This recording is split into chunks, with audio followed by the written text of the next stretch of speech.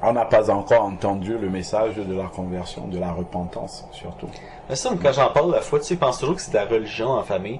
Ou des fois, ils m'appellent, comme tout le monde, mon entourage, ils pensent que c'est du catholicisme. Parce que c'est catholique aussi, eux autres, ils croient à Jésus. Ouais. Surtout s'il y a une importance au mariage, au baptême. Ouais. Même quand j'ai dit que je me faisais baptiser il y a quelques années, là, 3 ans, ils disaient non, pourquoi tu te fais baptiser? Il me semble que tu t'es. Comme parents me disaient que je m'étais déjà fait baptiser. Quand tu étais enfant, bébé, ça, ouais. voilà, tu vois. Là, ils sont pas catholiques, là, mais j'ai quand même un baptême pareil, là. Donc, ils pensent que c'est ça le baptême. Ouais, exactement. Mais c'est sûr que techniquement, c'est pas pour un bébé que tu mets de l'eau sur la tête. Hein. Ça, c'est pas comme le baptême selon la parole de Dieu. Là. C'est... Parce que même déjà au niveau du mot, simplement, baptiser. Baptiser, ça veut dire immerger, déjà. Donc, mettre les gouttes d'eau sur la tête, ça ne reflète même pas juste la définition du mot baptiser. Tu vois, ça n'a pas de sens. Et maintenant, quand on revient dans la portée spirituelle du baptême, le baptême, en fait, c'est un enterrement. On doit enterrer l'ancienne vie pour que la nouvelle vie ressuscite. Alors que on peut pas enterrer en mettant juste des gouttes d'eau sur la tête. Quand on a quelqu'un qui est mort, qui est décédé, on creuse la terre et puis on le met au fond. On ne met pas juste une partie de son corps dans la tombe. On met son corps en entier dans la tombe. Justement, c'est pour ça, le baptême aussi, qui est un enterrement de l'ancienne vie, il faut immerger le corps tout entier. Ah oui, ça a du sens. Ça a un vrai sens. Le geste physique traduit bien la portée spirituelle qu'il y a derrière. Le fait que l'ancienne vie doit être complètement enterrée et que ça soit une vie totalement nouvelle qui revienne. Mais par contre, quand on te met des gouttes d'eau sur la tête, il n'y a même pas l'expression de la nouvelle vie. Du fait que toute la vie entière ancienne doit passer. Tu vois, c'est comme si c'est juste au niveau de la tête. Il n'y a que la tête qui... Voilà, tu vois, alors que tout le corps, il est encore en entier là. C'est normal qu'après, on continue à marcher selon l'ancienne nature qu'on avait. Parce que effectivement, le baptême qu'on a ne reflète même pas que notre ancienne vie doit complètement passer et qu'une nouvelle vie entière doit venir. Comme Jésus a fait son baptême, justement, pour dire qu'il va vivre sa vie en Christ. Exactement. Les gens aussi qui voulaient le suivre. Là, Tout à fait. Et Jésus, comme on le dit la parole de Dieu dans Jean 14:6, il est le chemin, la vérité et la vie. Il n'est pas un chemin, il est le chemin. Donc il est le modèle pour montrer le chemin que nous devons suivre. C'est un modèle terrestre. Voilà, terrestre. Et Jésus s'est baptisé par immersion. On l'a plongé complètement dans les eaux du baptême. Et il montrait le modèle par lequel tous les enfants de Dieu doivent passer. On ne doit pas passer par un autre. Si quelqu'un est baptisé d'une autre manière que Jésus, en fait, c'est un autre chemin qu'il a pris. Il a pris le seul chemin qui est le chemin de la vérité et la vie. Si tu dis c'est en Bible, je suis la vérité, on croit en moi, comme si je suis la vie éternelle. Hein. Tout à fait, exactement. C'est pour la vie éternelle. Mais oui, c'est expliqué, des fois, je suis dans expliquer ça. Parce que, c'est juste d'expliquer des fois que la parole de Dieu c'est la vérité, c'est là que ça devient difficile un peu. C'est quel argument des fois, parce ils pensent que c'est une religion comme une autre. Ils disent que c'est comme pas ça fait prétentieux d'avoir la vérité, pourquoi nous on serait dans la vérité puis pas eux autres, tu sais, il y a tellement de théories, c'est ça, il y a tellement de doctrines avec toutes les religions. Parce que pourtant, Dieu il n'a créé aucune religion. Il a donné la parole qui est la parole de vérité, et ce sont les hommes qui ont créé les religions. Comme même chose pour la science aussi, ça. C'est comme une vérité c'est encore une vérité une fausse vérité que les hommes voulaient se créer aussi là. C'est parce que l'homme sans Dieu n'est rien et il ne peut rien. L'homme sans Dieu, il n'est rien et il ne peut rien. Mais l'homme a cette fâcheuse tendance d'être orgueilleux, en fait. De penser qu'il peut se passer de Dieu, il peut faire sans Dieu, il peut faire comme il veut, sans que le Seigneur ne puisse intervenir. Pourtant, l'homme sans Dieu, il est complètement... il est perdu. Il n'a pas de repère. Mais il pense qu'il peut s'en sortir. Pourtant, ce n'est pas vrai. Ce n'est pas vrai. On voit toutes nos sociétés, qui ont décidé de bâtir sans Dieu, sans le Seigneur, on voit comment la société est dans le chaos. Les gens, ils sont dépassés, ils vont mettre leur espérance dans les hommes politiques, ils sont déçus, ils vont voter à gauche, à droite, au centre, après ainsi de suite, mais aucun n'a la solution. Ouais, c'est même avec les gouvernements. Oui, ça se succède, mais aucun n'a la solution. C'est pour ça aussi que je peux voter, parce que c'est pas la parole de Dieu d'aller voter, puis c'est comme si j'encourageais le... Mettons, on va dire que j'aurais voté, mettons, j'étais un citoyen américain, puis j'aurais voté Donald Trump. Donc j'aurais eu le choix entre Trump et Hillary Clinton aux élections. C'est sûr que Trump il est peut-être raciste, il est peut-être homophobe, sexiste, mais j'aurais encouragé ça si j'étais pour voter pour ça. Hillary Clinton, ça va accepter le mariage homosexuel, aussi l'avortement, fait que j'encourage le péché de chacun des deux bords. Là. Oui, c'est ça. Parce que effectivement, au travers des élections, quand un enfant de Dieu part voter, il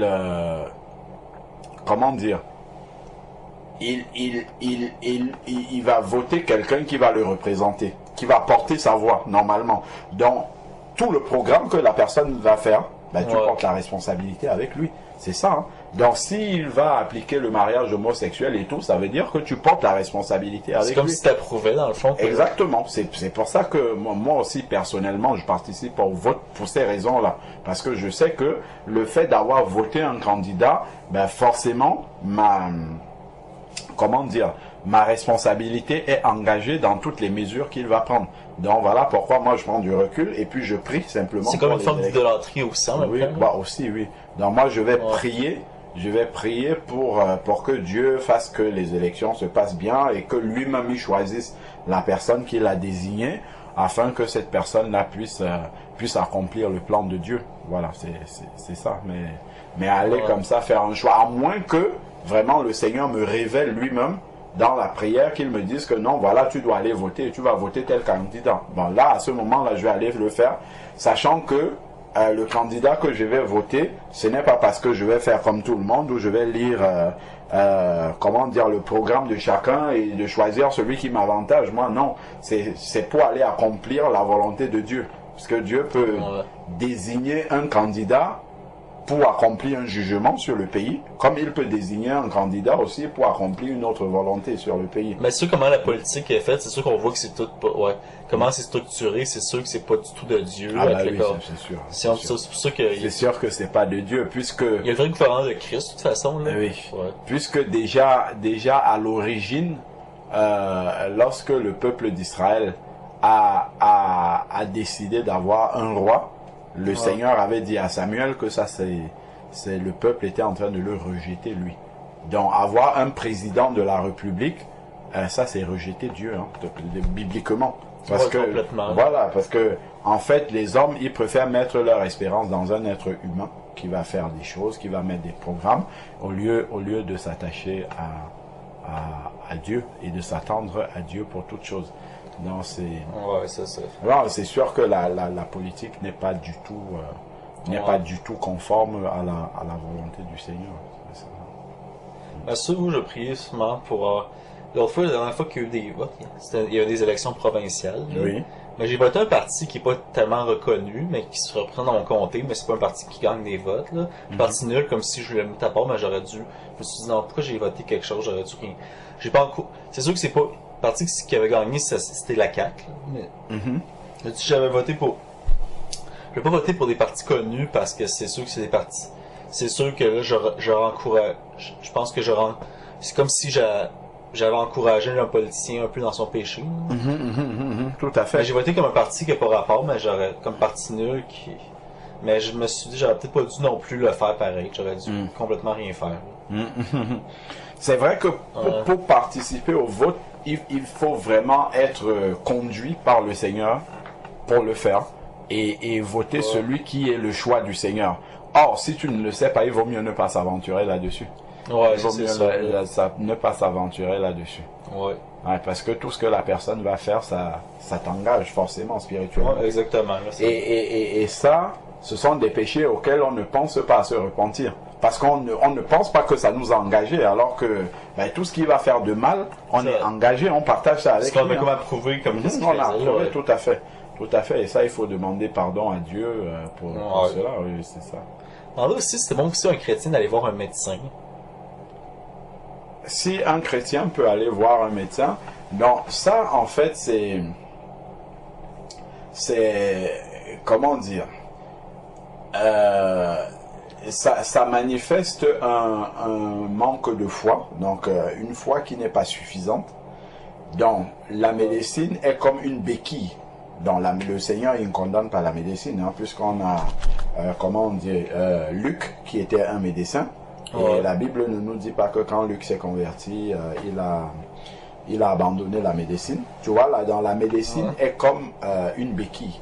Une béquille que les hommes utilisent.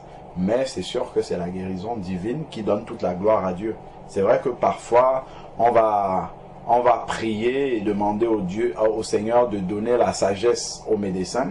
Mais au final, même si on est guéri par les médecins, les médecins ils vont partager la gloire de Dieu quand même, tu vois, parce qu'on aura tendance à dire ah oui, j'ai un bon médecin, tu vois, donc les médecins ils vont prendre la gloire de Dieu. Par contre, si on reçoit une guérison divine, complètement toute la gloire revient au Seigneur, il ne partage sa gloire avec personne, tu vois. Donc on doit prier vraiment pour que Dieu nous donne la foi suffisante pour pouvoir être indépendant de la médecine.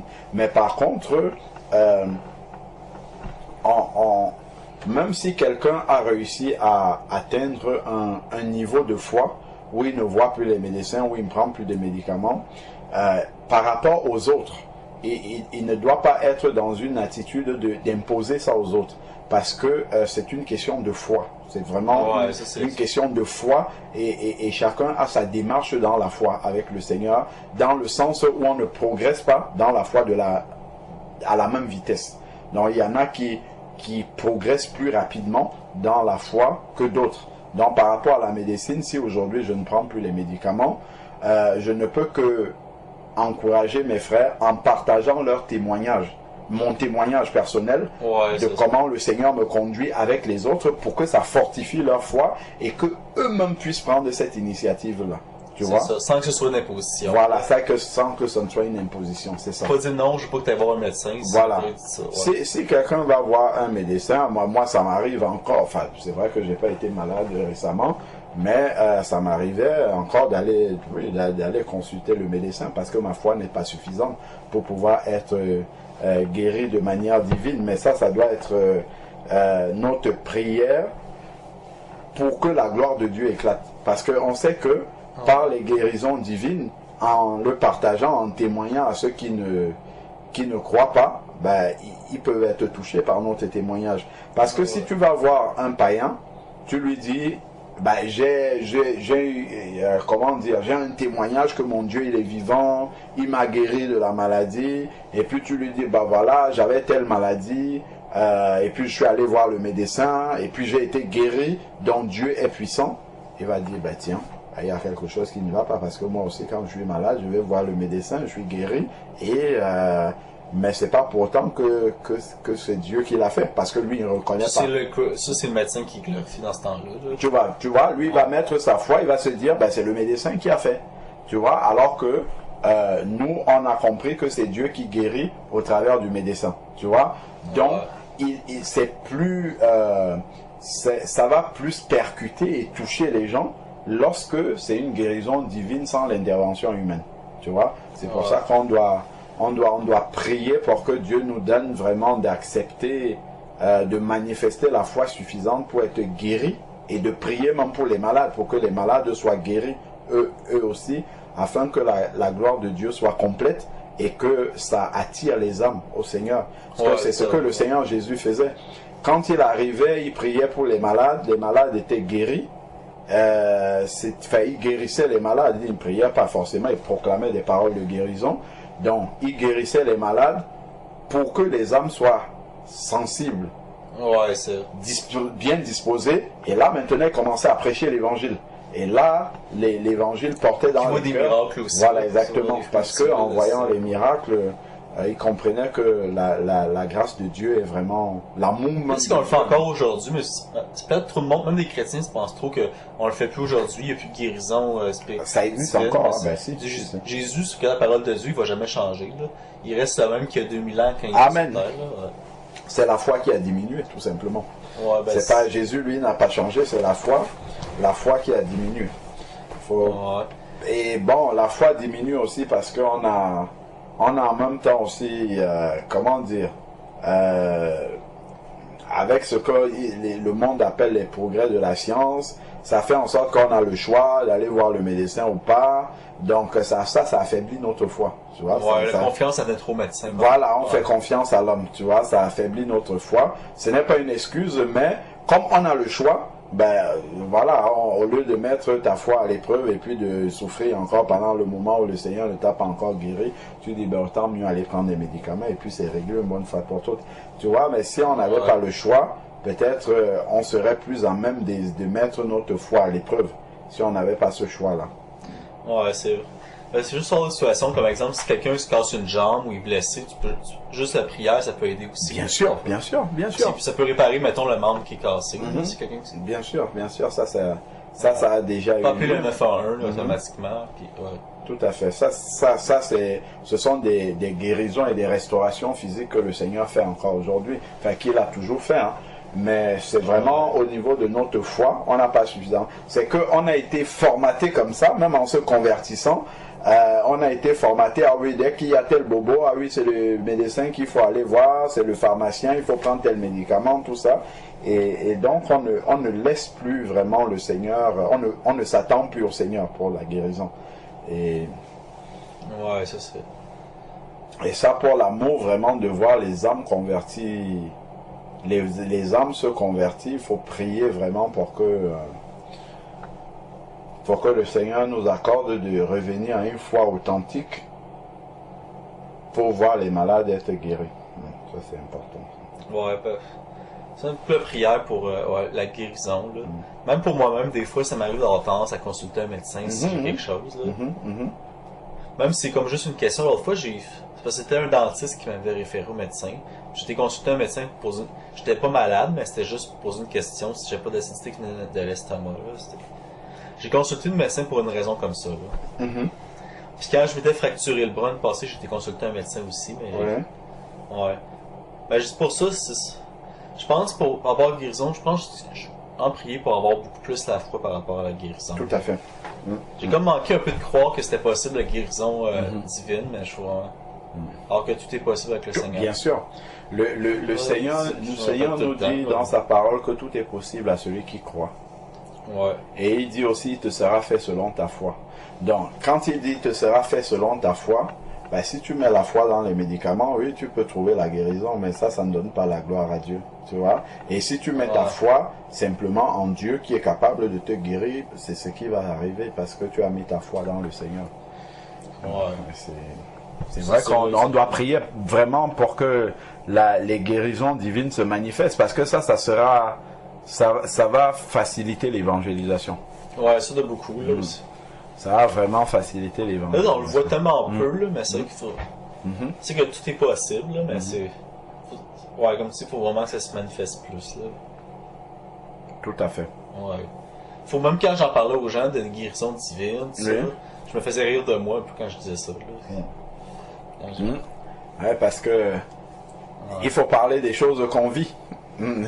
Si on dit juste que Jésus est guéri et que nous-mêmes on ne vit pas ça, ça affaiblit le témoignage. Ben ça, j'en ai parlé avec une psychoéducatrice, mais j'ai dit ça, mais elle n'est pas encore convertie, là, fait que c'est pour ça qu'elle trouvait ça drôle, là, je pense. Je pense que le Seigneur nous aide, hein, qu'il vienne vraiment au secours de notre foi. Ouais, puis là j'ai eu des moqueries par rapport à la foi, dit que je devais mettre ma foi en Dieu pour passer toutes mes cours, là, mais ça pas trop... Faut prendre Dieu pour un signe d'école non plus, juste pour réussir dans ces arts.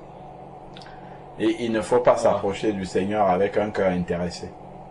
Ouais, il faut pas venir parce qu'on a besoin d'un travail, on a besoin d'une femme, on a besoin de ceci. Le Seigneur, c'est pas un supermarché. Non, Où on vient, on fait ses courses, on prend ce qu'on a besoin et on part. Non.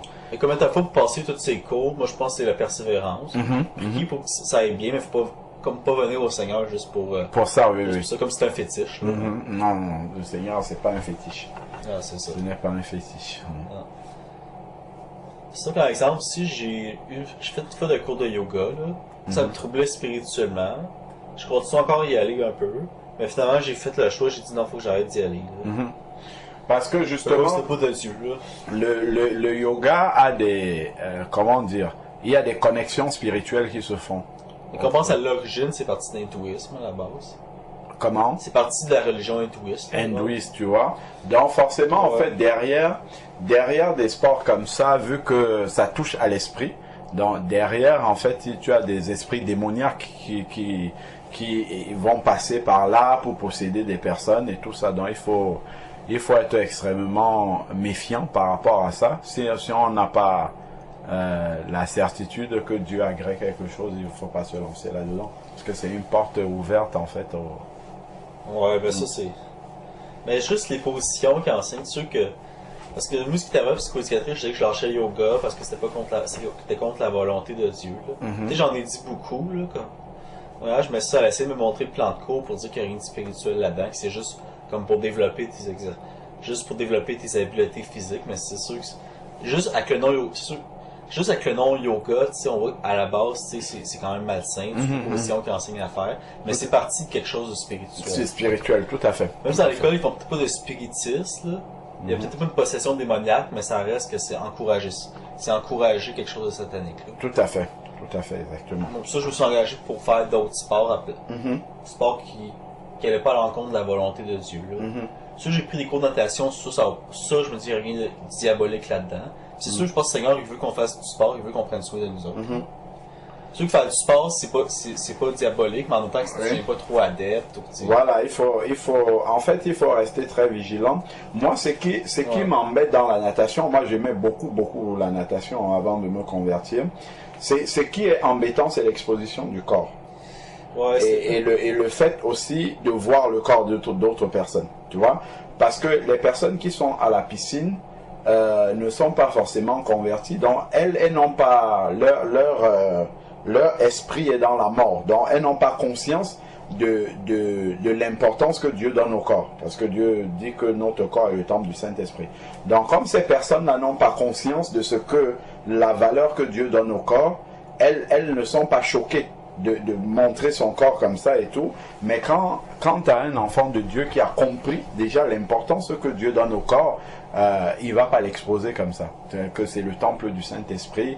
Bon, déjà, il ne va pas exposer son propre corps, et puis de deux, il sera choqué de voir le corps de d'autres personnes. Tu vois, tu vas être à la piscine, tu as une femme qui est dénudée, qui n'est pas ta femme, que tes yeux vont voir, alors que normalement, c'est la nudité d'une femme, c'est pour son mari, tu vois. Donc, et ça va t'amener à pécher, même par le regard. Tu vois? C'est sûr que un homme, même une femme qui regarde des hommes, puis un homme qui regarde une femme, c'est sûr que ça va amener à la convoitise. Bah oui, bien sûr.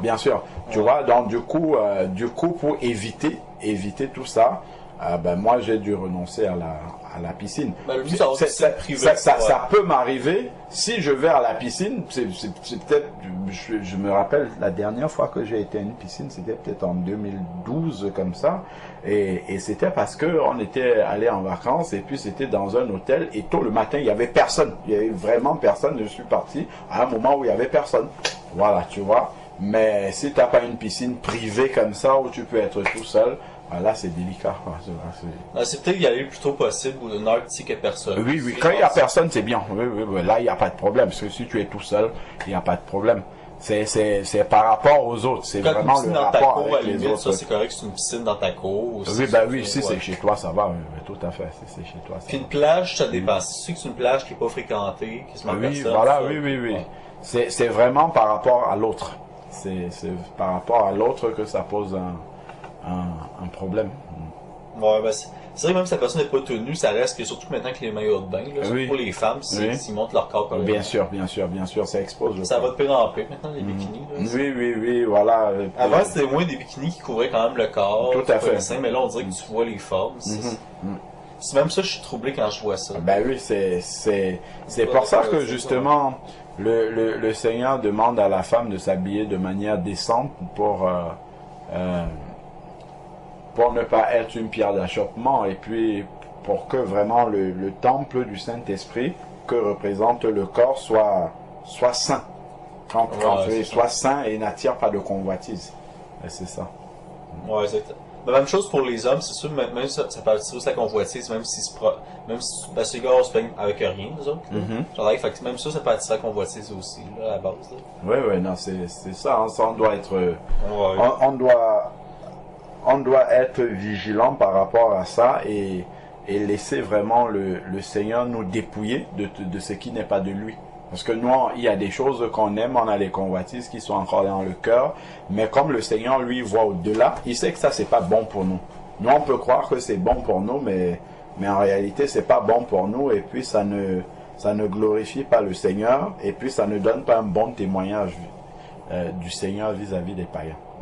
Ouais, exactement, là, c'est ça que c'est. Moi, je pense, c'est vraiment y aller par la prière. Là, oui. Je pense que ce que je faisais avant, puis qu'est-ce que je fais. Même si je fais encore des erreurs, ou des fois fréquenter des piscines, ça m'arrive. C'est plus quand je suis allé la dernière fois, là, mais je veux pas que ce soit vraiment conduit par le Seigneur. Ouais. Ou faire des moments qui est vraiment personne. Oui, c'est ça. C'est un moment où il n'y a personne, ça pourrait aller. Ouais. Parce que même si c'est sûr, quand je fais souvent des voyages dans le sud, j'en ai fait l'année passée. Je suis juste sur une plage, puis voir des corps, même voir ma famille en maillot de bain. Surtout pour les femmes, je checkais la façon que les femmes exposent leur corps, j'étais comme des... Tu sais que ça me souillait spirituellement. Si, c'est ça. Hein. Ouais. C'est ça, parce que... Mais pour les hommes, parce que j'étais dans l'homosexualité aussi. Allez. Parce que ce qui touche à l'image a une portée spirituelle. Oui. Parce que la convoitise des yeux est une grande porte ouverte pour amener au péché. La convoitise des yeux. Et ça on le voit beaucoup dans la parole dès le début. Hein. Dès le début dans le jardin d'Éden. Tu vois? De l'orama. Voilà. Tu as pu trouver? Oui, excuse-moi, oui. Gloire à Dieu. Oui. Tu vois, dans le jardin d'Éden, lorsque Ève va aller discuter avec le serpent, il y a quelque chose qui va se passer, c'est écrit ici. Alors le serpent dit à la femme, vous ne mourrez pas, mais Dieu sait que le jour où vous en mangerez, vos yeux s'ouvriront et que vous serez comme des dieux qui connaissent le bien et le mal. La femme vit que l'arbre était bon à manger. C'est le regard. Ouais, là, était vraiment, les yeux, oui, tu vois. Donc, c'est l'image du fruit qui a produit le péché, déjà en elle. Tu vois, donc, ce que l'œil voit, ça va produire, ça va déclencher, comment dire, la consommation du péché. Ça va conduire au péché. C'est pour ça que Dieu demande de faire très attention à ce qu'on expose devant nos yeux. Tu vois? Donc, ce qu'elle vit, elle vit que l'arbre était bon à manger, agréable à la vue. Tu vois? Ça nous montre dès le début la racine même du péché. La vue est impliquée dans la racine du péché. C'est pour ça qu'on doit faire très attention à ce qu'on expose devant nos yeux. Parfois on peut dire, oh, bah, c'est pas grave, moi mon cœur il est déjà loin de tout ça. Mais juste une image que tu as vue, tu passes comme ça, mais elle reste dans ton esprit, dans ta pensée. Et ça commence à produire des choses dans ta pensée. Et c'est très difficile de l'enlever. Une fois que tu l'as vu, ça devient difficile de la faire partir. Donc on voit ici que la femme a vu que le fruit était agréable à la vue, propre à donner le discernement. Elle prit son fruit et en mangea. Donc on voit que c'est la vue qui a déclenché le péché derrière. Elle prit du fruit et en mangea, et puis elle en donna aussi à son mari. Donc on voit que dès l'origine, le premier péché a été déclenché parce que la femme a vu. C'était avant la désobéissance, dans le fond, on sait comment que le péché a commencé. Hein, oui.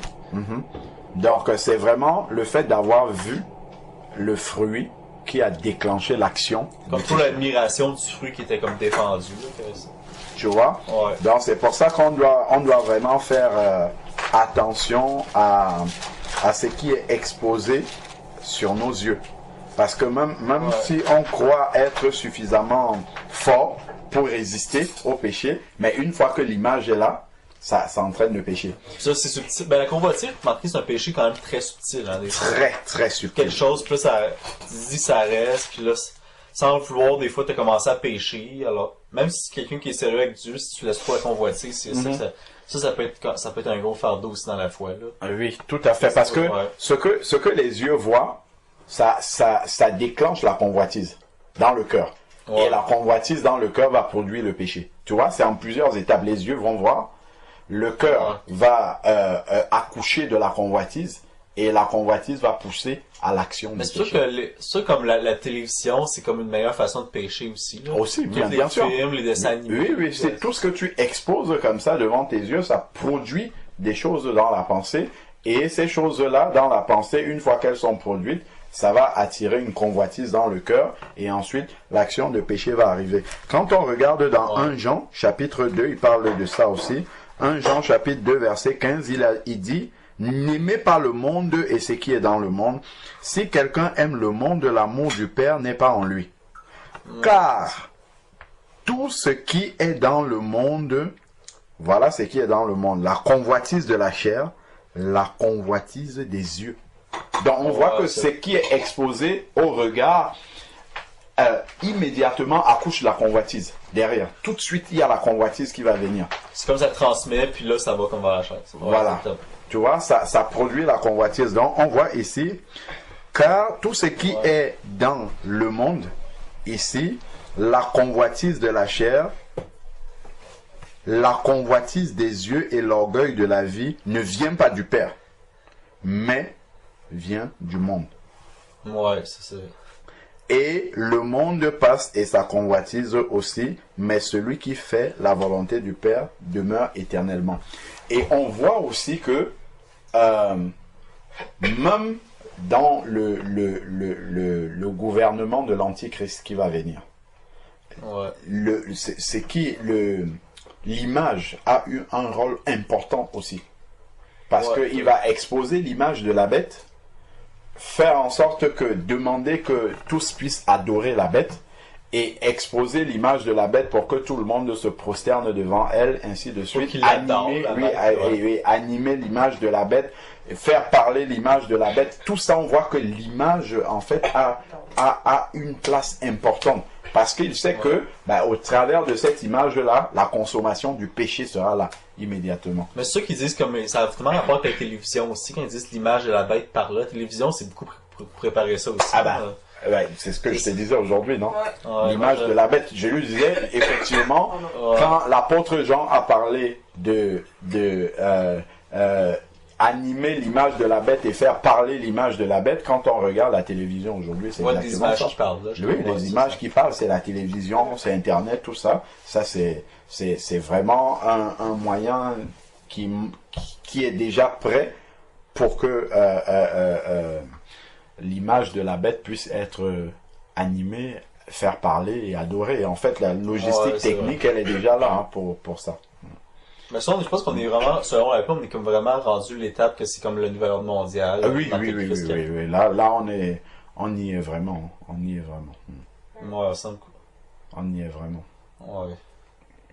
Sens-tu qu'il accepte? Et on voit, sans te couper, comment, même dans cette globalisation-là, tous les moyens de communication que nous avons, les WhatsApp et tout ça là, ça fait en sorte que le monde devient comme un petit, comment dire, on peut facilement communiquer une information. Vrai ou faux, c'est rapidement il suffit qu'une information sorte quelque part. Tous les réseaux sociaux, en 1 heure de temps, le monde entier peut avoir reçu ça. Et les médias beaucoup aussi. Et les médias, bien évidemment. Et avec les satellites, on parlait de ça aussi aujourd'hui. Les satellites qui peuvent répandre les nouvelles à travers le monde entier. Donc on voit en fait que toute la logistique technique pour la mise en place du gouvernement mondial avec l'Antichrist au-dessus, tout est déjà là. Tout est déjà là. Ouais, beaucoup. Ça, on voit beaucoup aussi, je pense. Même, j'écoutais ça c'est de Dieu. J'ai arrêté d'écouter avant, j'écoutais comme beaucoup des vidéos, là. Essayer de voir c'est qui l'Antéchrist, puis une nouvelle ordre mondiale. Mais c'est pas toujours vrai tout ce qu'ils disent sur Internet, là. Je pense qu'ils font beaucoup de représentations avec les magazines, même avec je pense qu'ils mettent beaucoup d'images subliminales aussi pour essayer de représenter l'Antéchrist. Ce qui est important pour nous, ce n'est pas de rechercher l'identité de l'Antichrist, c'est vraiment d'être prêt. C'est ça. C'est de persévérer. Persévérer, se sanctifier, se préparer pour le retour du Seigneur. L'identité de l'Antichrist, le Seigneur le révélera en son temps. Il révélera et puis... Ouais, c'est ça. Sachant que, comme le Seigneur nous dit, celui qui est en nous est plus grand que celui qui est dans le monde. Donc, on ne doit pas s'inquiéter par rapport à ça, mais on doit toujours demeurer au pied du Seigneur, être sanctifié, parce que tant que nous sommes dans cette situation-là, celui qui est dans le monde sera toujours moins fort que celui qui est en nous. Mais par contre, si on n'est pas sanctifié, effectivement, celui qui est dans le monde, il sera plus fort que nous. Puisqu'il verra des failles. Il verra des failles dans notre armure spirituelle dans lesquelles il va taper pour nous détruire complètement. Ouais, c'est ça. Donc le plus important, c'est vraiment d'être armé spirituellement, d'être vraiment dans la persévérance pour que le Seigneur puisse accomplir. Ça, il va y avoir beaucoup d'épreuves aussi, là, surtout. Sur les chrétiens, on va de plus en plus... Mais ceux chrétiens, c'est sûr qu'il a toujours été eu à affronter des épreuves, mais là, c'est sûr que ça va aller de pire en pire. Oui. C'est sûr que ça va être de plus en plus en jeu. Là, Parce que et puis il faut voir que plus on avance dans les temps de la fin, plus le malin sait qu'il lui manque peu de temps. Donc il va multiplier justement les ruses pour arriver à faire tomber les enfants de Dieu. Il va multiplier les épreuves. Enfin, il va participer davantage à nous envoyer, à nous mettre des pots de banane sur le chemin pour qu'on glisse et qu'on tombe, qu'on abandonne la foi. Et ça, il faudra garder les yeux toujours fixés sur le Seigneur. Ouais. Surtout que c'est écrit, là, beaucoup de chrétiens abandonneront la foi dans la fin des temps. Ça tout à fait, c'est ce qui est écrit, oui, tout à fait. Ouais, exactement. C'est pas accepter de fausses doctrines, jamais. Là, il faut rester vigilant toujours au pied du Seigneur. Ouais. Même dans la chrétienté, on va avoir de plus en plus de fausses doctrines maintenant. Ouais. Moi, il y avait une doctrine, mais sûr que le Seigneur ouvert les yeux quand il avait dit que j'avais comment accepté une doctrine qui disait que Jésus avait été en enfer. Donc on avait même regardé ensemble dans la parole de Dieu qu'est-ce qui disait que Jésus il est pas du tout allé en enfer. Là, après qu'il a été crucifié, entre le moment qu'il était crucifié et le moment qu'il ressuscitait. Ouais. Parce que c'est même dire ça, c'est Jesse Myers qui avait parti. Mais j'étais dans une assemblée chrétienne puis il avait dit ça comme doctrine que Jésus était en enfer. C'est vrai. Il a souffert en enfer pour le péché. Déjà, Joyce Meyer, elle n'a pas l'autorité spirituelle pour enseigner la parole de Dieu. Ça, c'est déjà la première chose. Et puis de deux, lorsqu'on voit au moment de la crucifixion de Jésus, lorsqu'il parle avec un des brigands, le brigand qui s'est converti à la croix, le Seigneur va lui dire, lorsqu'il dit « Souviens-toi de moi lorsque tu viendras dans ton règne », le Seigneur va lui dire, aujourd'hui même tu seras avec moi dans le paradis. Enfin, le paradis, c'est pas en enfer. Non, vraiment pas. Ça veut dire, il a dit, aujourd'hui même tu seras avec moi dans le paradis. Ça veut dire qu'à l'instant où il est mort, il s'est retrouvé dans le paradis avec Jésus. Ben, Jésus n'était pas en enfer. Lorsque on regarde encore au moment où le Seigneur va expirer, quand il expire, qu'est-ce qu'il dit? Il dit, Père, reçois mon esprit. Le Père, il n'est pas en enfer, dans le ciel. Non, c'est là-bas qu'il est parti. Parce que ce qui est en enfer, c'est tout le péché, de toute façon, qui va être jeté après, comme le jugement final, là, comme le séjour des morts, tout ça, qui va tout aller dans... qui va tout aller dans le lac de feu. Fait que ça, déjà, c'est pas logique de dire que Jésus il a accompli la volonté de son Père qu'il soit allé dans un lac de feu, qui est un endroit où tu peux pas t'en sortir. Ouais, non, c'est ça. C'est ça, non, ça c'est une fausse doctrine, ça. Il y a quelque chose mélangé, mais Jésus, il avait pas été prêché, je pense. Il a pas été dans le séjour des morts pour les incrédules, ça, j'avais. Je vais pas dire n'importe quoi. Parce que. Juste qu'il manque d'éclaircissement un peu, là. Par rapport à ce passage-là. Ouais.